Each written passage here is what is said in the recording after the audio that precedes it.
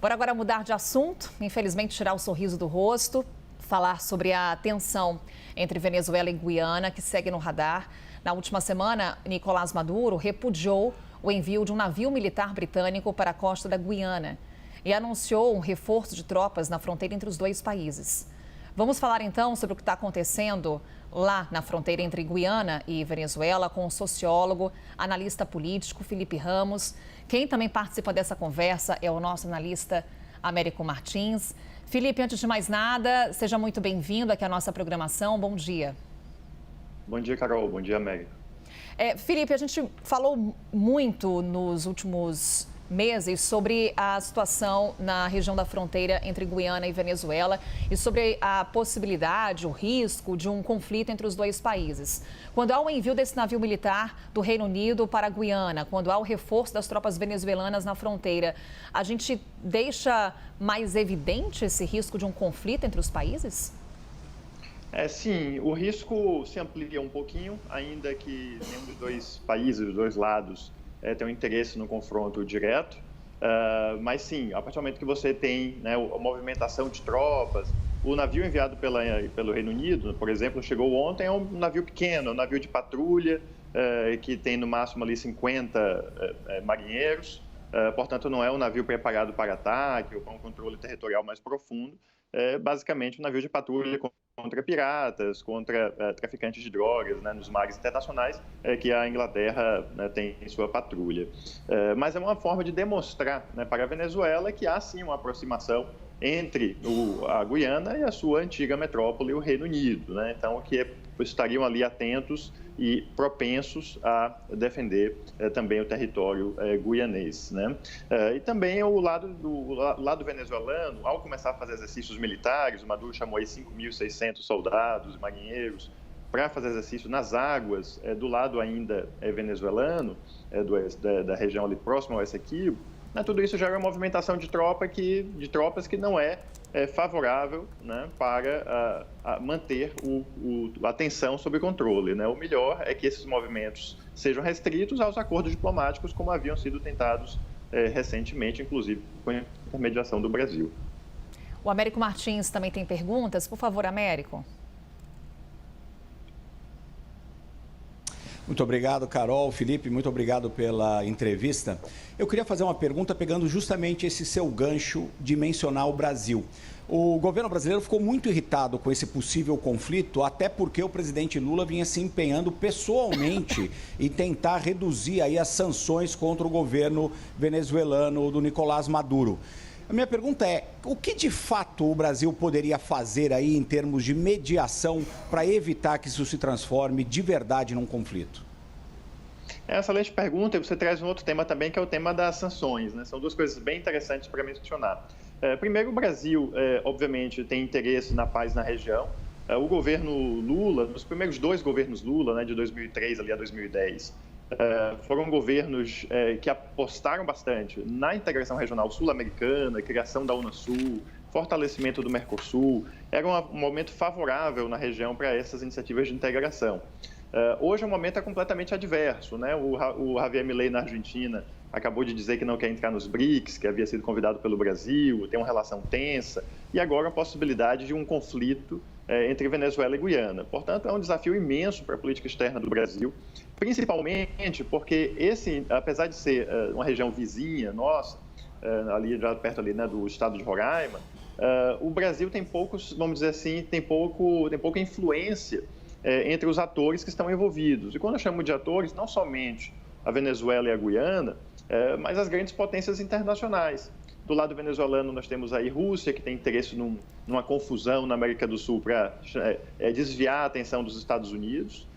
Temos Irã também, que tem, né, interesse devido aos conflitos ali com Israel, né, para que haja mais conflito no quintal, vamos dizer assim, dos Estados Unidos, na zona de influência americana. E, além de mais, interesses da China, interesses do Reino Unido, né, dos Estados Unidos e das grandes empresas petroleiras. Portanto, é uma quantidade de atores muito grande e o Brasil tem, na verdade, pouca influência. O melhor que pode fazer é oferecer os bons ofícios, como tem feito, para que os lados possam negociar. Agora, depois do encontro no Caribe entre Nicolás Maduro e Irfan Ali, a expectativa para uma nova conversa que vai acontecer no Brasil no mês de março. Essa é a expectativa, Felipe. A partir desse novo tensionamento que a gente está acompanhando, o que a gente pode esperar desse encontro? O que se espera é que seja novamente colocada que a solução deve ser pacífica, né? Inclusive porque, como eu mencionei, há interesses muito grandes petroleiros por trás. Basicamente, esse conflito, essa tensão, se dá em torno do tema do petróleo. São 11 bilhões de barris de petróleo no bloco Stabroek, né, que já começou a ser explorado. Cerca de 700 mil barris já estão sendo retirados por dia desse bloco, que é basicamente similar à exploração petroleira da Venezuela, que é considerado um país petroleiro. Portanto, a Guiana tem se transformado rapidamente em um país também petroleiro, com uma população muito menor e, portanto, com a tendência de aumentar uma renda per capita de forma dramática, se tornar aqui Abu Dhabi, Dubai, Doha da América do Sul, né? A Venezuela não tem interesse nessa mudança geopolítica, nessa inserção de um novo player gigante no espaço petroleiro, que ela comandava sozinha. E, portanto, eu acho que o que o Brasil deve entender é que o que a Venezuela quer nesse momento é, primeiro, impedir que a Guiana se transforme em um grande player do petróleo e, segundo, quer ganhar também dinheiro com o petróleo que está sendo explorado em água que ela considera que é sua. Portanto, estabelecer um processo de negociação no qual a Venezuela possa ter parcialmente seus interesses atendidos, principalmente econômico-financeiros, pode ser um ponto de partida para o Brasil oferecer algo que leve a um acordo. Américo? Professor, um outro ponto, além dessas observações que o senhor fez com relação ao petróleo e política externa, existe também a questão da política interna na Venezuela, né? O presidente Nicolás Maduro usando ou tentando usar essa questão de Essequibo para o seu ganho eleitoral. Ele que deve convocar, devemos ter eleições o ano que vem na Venezuela, que não devem ser assim tão limpas e tão abertas como se esperava. Como o senhor é especialista, inclusive, em populismo na América Latina, em regimes autocráticos, eu queria um pouco da sua avaliação, como o Nicolás Maduro pode, de fato, usar essa questão eleitoralmente na política interna? Com certeza, né? Esse seria um segundo ganho para o Maduro, né? O primeiro, ele quer os ganhos econômico-financeiros, mas segundo, isso também, vamos dizer assim, muda a atenção do tema eleitoral. Esse tema eleitoral, que você bem menciona, foi parte do acordo com os Estados Unidos, né? Para levantar as sanções. Os americanos, né, fizeram essa reivindicação de que a Venezuela passasse por um processo eleitoral, né, com eleições livres e justas e permitindo a oposição concorrer. O que nós temos é justamente o contrário disso, né? A oposição fez primárias sem ajuda e quase que com boicote do governo. A vitoriosa nas eleições primárias da oposição, a Maria Corina Machado, está banida de concorrer nas eleições pela justiça eleitoral venezuelana, que é controlada, né, pelo regime do Maduro, e não há, de fato, data marcada, previsão para que a eleição ocorrerá. Sob um conflito, né, inclusive, pode-se colocar, né, uma lei marcial, leis colocando a Venezuela sob um estado de sítio por um conflito militar iminente, ou a ameaça disso, né, o discurso de que isso pode acontecer, pode simplesmente suspender as eleições, como países em guerra em geral, ou em estado de guerra, estado de sítio, estado de defesa, em geral não realizam eleições. Então, isso tudo pode ser também utilizado pelo Maduro como estratégia para permanecer indefinidamente no poder, enquanto teve os benefícios do alívio de sanções e o retorno da operação de petroleiras americanas em seu país. Agora, Felipe, o quanto que esse cenário fica ainda mais improvável diante do apoio da oposição à anexação de Essequibo, que foi algo que chamou muito a atenção? Sim, isso divide, né, a oposição, né? Porque o tema do Essequibo é um tema de consenso nacional. Eu até conversei com amigos venezuelanos recentemente, né, e eles mencionaram isso. Olha, aqui todo mundo considera que o Essequibo é realmente venezuelano. E, de fato, né, há os temas internacionais, né, que levaram os acordos, né, de 1899 foram acordos que foram revisados em 1966. O Maduro não está, vamos dizer assim, mentindo em relação a esse respeito, né? Há um tema em aberto, o tema não foi definido, as fronteiras não foram definidas, assim como há, né, muitos lugares no mundo em que as fronteiras não foram definidas. Então, dado essa gray zone, né, essa linha cinza aí, O Maduro utiliza isso, com apoio de grande parte, inclusive, dos opositores, para ser um tema de unificação nacional. Isso dificulta o trabalho da oposição. A Maria Corina, que ganhou as primárias da oposição, tem tentado denunciar, né, que o Maduro está usando isso como estratégia, mas não consegue unificar a oposição, que seria, vamos dizer assim, inviável para a oposição simplesmente dizer que é contra a Venezuela buscar, né, a soberania sobre o Essequibo. Américo?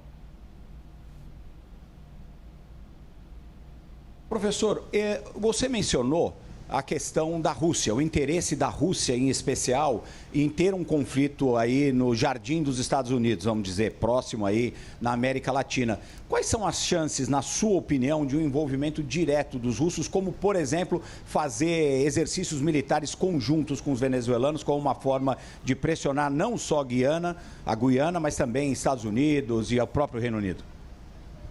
É algo que eles já fazem, né? A Rússia tem estado presente militarmente no território venezuelano há um bom tempo.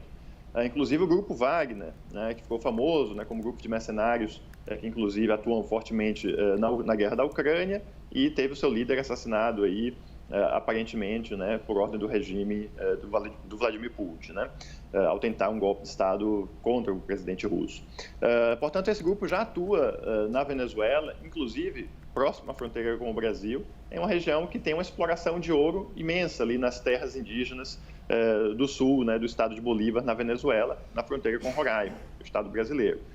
Portanto, há presença de russos, há envio de aviões russos, inclusive aviões nucleares russos, que foram noticiados desde 2015 aí pela imprensa. Portanto, os russos já têm essa grande operação, essa grande cooperação militar também né, e também a venda, né, de aviões de guerra, né, de caças para o governo venezuelano. Portanto, a presença russa é muito forte, assim como a União Soviética, né, nos anos 60, usou Cuba ali, né, como uma guerra por procuração, com a crise dos mísseis. A Rússia hoje, né, sob o Vladimir Putin, tem esse interesse de manter um pé em um aliado na América do Sul para fustigar os americanos e desviar suas atenções, né? Portanto, diferentemente da China, que tem interesses fortes tanto na Guiana quanto na Venezuela e opera, né, empresas petrolíferas nos dois países, os russos têm interesse basicamente na Venezuela e têm interesse em confusão, diferentemente da China, que tem interesse em estabilidade. Felipe Ramos, conversando conosco aqui ao vivo na CNN. Felipe, mais uma vez, muito obrigada por essa conversa. Até uma próxima oportunidade e já te desejando aí um feliz ano novo. Obrigada. Feliz ano novo para todos que assistem a CNN. E obrigada, Américo Martins, que daqui a pouquinho volta com análise aqui para a gente dos destaques internacionais.